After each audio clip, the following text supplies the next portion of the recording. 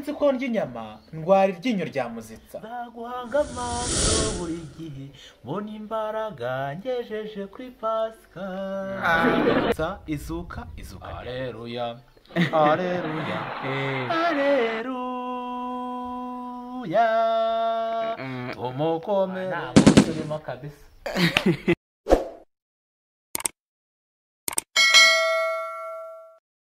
Akoze cyane kabisa kuri uyu munsi akaba ari ku munsi wa Pasika. Uyu munsi akaba ari umunsi wa Pasika. Uyu munsi mwawizihije gute? Urakoze cyane. Mbere na mbere muri kumwe na Alphonse. Pasika nziza.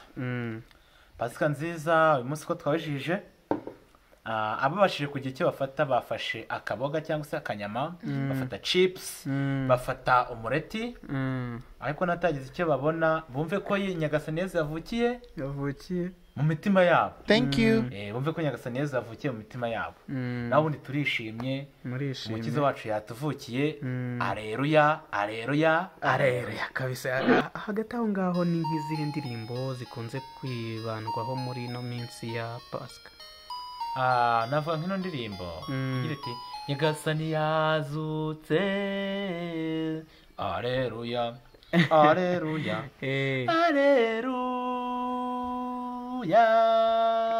tumukomere. Ati kabisa rwose, ati izo nizo ndirimbo zikunze gucurangwa muri ino minsi ya Pasika. Ese ubundi Pasika twibutse iki? Nakoze cyane David. Ndamubwira ati Pasika nziza. Pasika twibutsa izuka rya Yesu. Yesu yarapfuye, arapfa, arahambwa, none yazukiye mu mitima y'abantu. Pasika twibutsa izuka rya Yesu. Izuka rya Yesu.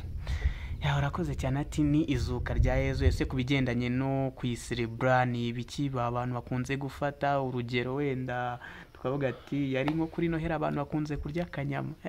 Ntabwo ari kuri Noheri gusa rero. Ntabwo akanyama karya kuri Noheri gusa, no mu mibyizi turakarya. Abantu bafata akanyama, bashobora no gufata mu byo bejeje, nabyo ni amahitamo ya muntu. Ariko biba byiza umunsi mukuru utagira akaroti, utagira agachips cyangwa agafiriti, utagira umureti. Nta munsi urimo kabisa. wowe ku kigendanye nawe wawijihije ute?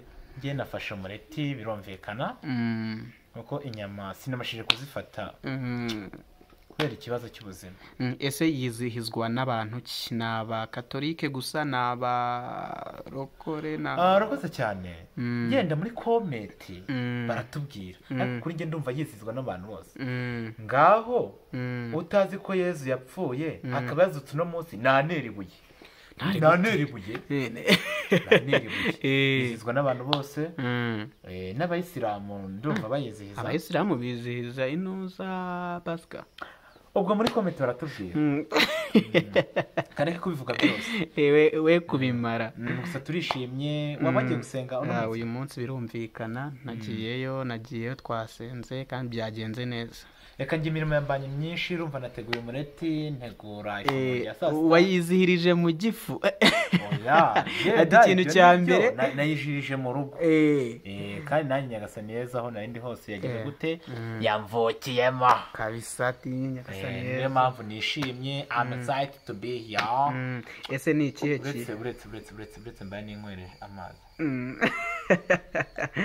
Ati hagati aho ngaho se ni nk'ikihe kintu? Ni nk'izihe nyigisho zikunze kwigwa cyangwa kwigishwa kuri uyu munsi? Inyigisho bavuga ati uyu munsi nyamara mwakagombye kuba mwize kuri iki. Inyigisho zihora ari zimwe.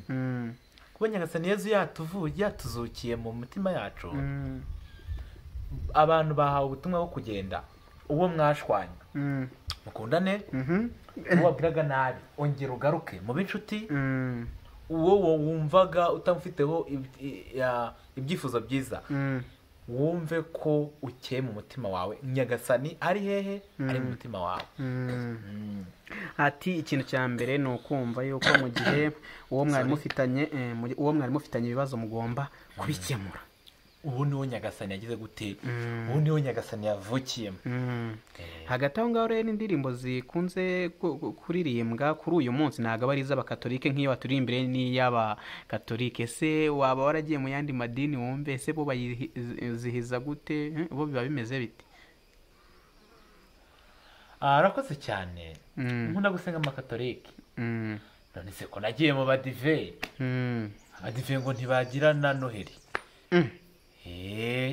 abadive bafata ibintu byose simple, umva ntibamenya ngo ku cyumweru ni ikihe, nimba nako karoti bo banakarya mu mibyizi ntacyo bibatwaye, ngo ni akaroti cyangwa se akaboga. ese burya n'akaroti ubwo ntabwo nari mbizi ko ariko babivuga. niyo mpamvu buriya mu bantu bano baha n'abadive, abadive ni abana b'Imana ariko bihariye. hagati aho kuri uno munsi akaba ari umunsi wa Pasika. umunsi wa Pasika ese ubona aho uba wizihizwa cyane? aho mba wizihizwa cyane buri wese no mu buryo yawuteguyemo. ntabwo ko Alphonse yawuteguye ariko kwa naka bawutegura.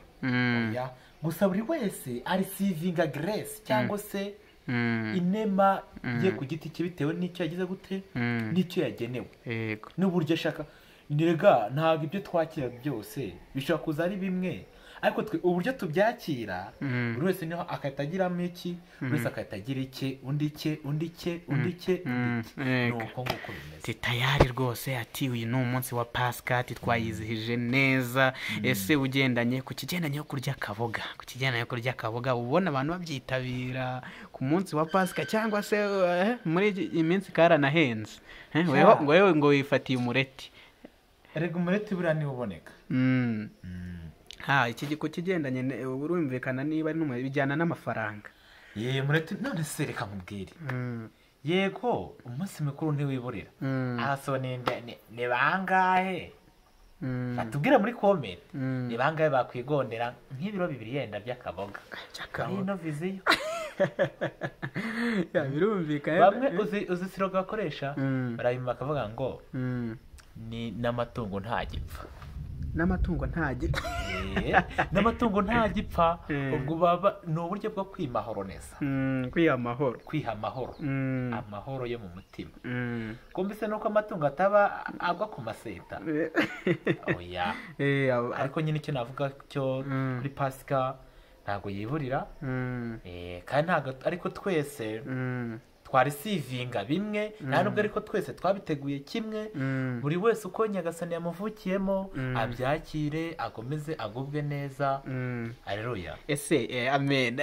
ese ni nk'iyihe nyigisho wahita uhereza abantu bari gukurikira ukavuga ati nyamara kuri uyu munsi wa Pasika icyo nize ni iki ngiki cyakagombye gukurikizwa gutya? urakoze cyane. sinabashije kujya mu misa, nakubwira ngo nahoze ntegura iki, umureti.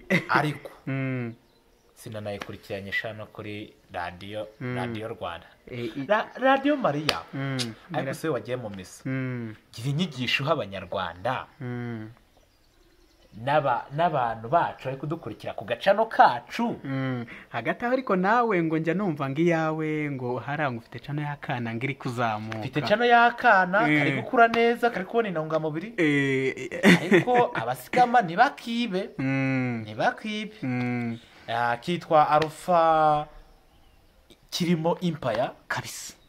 hagati aho ngaho mukore subscribe, ndaje mbatemo ibintu bizima, ibintu bibe vibe, gumye ibe vibe. kabisa rwose ati ndaje mbereke ibintu bizima. warumbajije ngo ku kigendanye n'inyigisho baba batanze uno munsi. inyigisho baba batanze buri ikintu cya mbere ni kuri Pasika ikintu cya mbere bakwigisha ni ukugira ngo Yesu avukire avukire mu mitima yacu. aho wari ufite ikibazo na mugenzi wawe mugikemure. ni ibyo ngibyo ubundi abantu bigisha kuri Pasika, bakavuga ati niba hari ikibazo nari mfite na mugenzi wanjye nangiye kuba mushya, niyambure ubushwangi, bajya bavuga ngo nawiheba saa 12 zitaragera. uzi impamvu mvuze gutyo se? manu uzi ko saa 2 zageze ntazi ngo ndafata iki. nkumva ijamangira ambwiye ati se Pasika urayizihiza ute? gahora n'igishako nabuze nayo mureti aba nkubisayo 2400 atarengaho n'ijana nawe bati umureti y'agatiri k'umureti nayo nahise mubwira ati muhungu wanjye Imana izakwihere ijuru kabisa ati kuri uyu munsi wa Pasika kuko urahamaye nge ntacyo nabona nguho gusa uyu mugisha n'ijuru nimba rijya ribaho byonyine amen. Ibyo ngibyo biba bihagije ibyo ngibyo biba bihagije nkaba n'abari badukurikiye nabashimira bakore like share comment ndetse na subscribe mukomeze kugubwa neza kuri channel ya David Empire kabisa rwose niyo ngiyo kandi Nyagasani Yezu akomeza azukire mu mitima yacu. Nyagasani Yezu nabane nawe kandi muhorane. Imana igomeze aho mugisha kandi mujyana amahoro. ni ibyo ngibyo ndabashimiye mwebwe mwari mukurikiye kino kiganiro mukomeze kuryoherwa n'uyu munsi mukuru mugubwe neza ariko bitewe n'iki n'ubushobozi buri wese afite.